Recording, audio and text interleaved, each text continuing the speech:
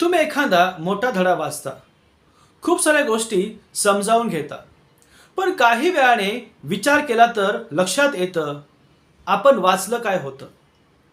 जर तुमच्यासोबत असं होत असेल तर आजपासून एक स्मार्ट पद्धत वापरून पहा. Mind mapping. माइंड मॅपिंग म्हणजे एखाद्या विषयातील माहिती एका मुख्य कल्पनेभोवती व्यवस्थितपणे मांडण्याची पद्धती.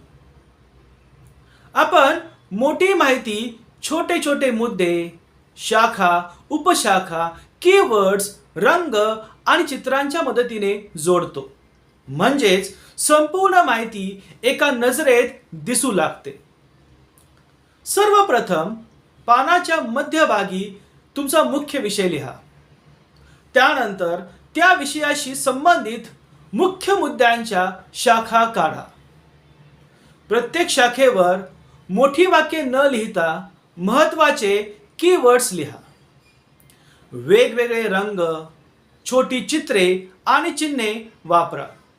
त्यामुळे तुमचा माइंड मॅप अधिक आकर्षक आणि लक्षात राहण्यास सोपा होतो.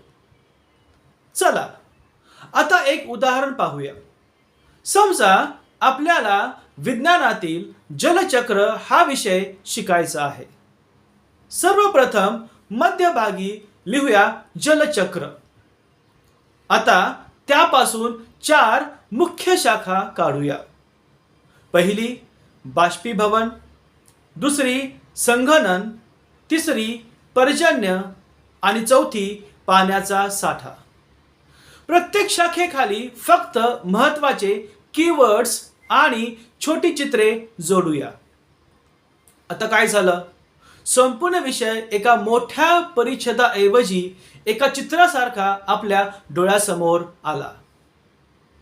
माइंड मॅपिंग याचा उपयोग फक्त नोट्स बनवण्यासाठी नाही, तर यामुळे विषय व्यवस्थित समजून घेण्यास मदत होते. महत्त्वाचे मुद्दे पटकन शोधता येतात आणि रिव्हिजन अधिक जलद करता येते. रंग, चित्रे आणि कीवर्ड्स यामुळे माहितीशी संबंध तयार होतात. आणि सर्वात महत्त्वाचे म्हणजे तुम्ही फक्त माहिती पाठ करत नाही, तर ती समजून आणि जोडून शिकता. म्हणून पुढच्या वेळी मोठा धडा पाहून घाबरू नका. एक पेन घ्या, मध्यभागी मुख्य विषय लिहा, शाखा तयार करा, कीवर्ड्स, रंग आणि चित्रे जोडा आणि तुमच्या अभ्यासाला द्या एक स्मार्ट दिशा. कारण सुपर पॉवर स्टुडंट फक्त जास्त अभ्यास करत नाही, तो स्मार्ट पद्धतीने अभ्यास करतो. माइंड मॅपिंग वापरा आणि तुमच्या शिकण्याची ताकद वाढवा.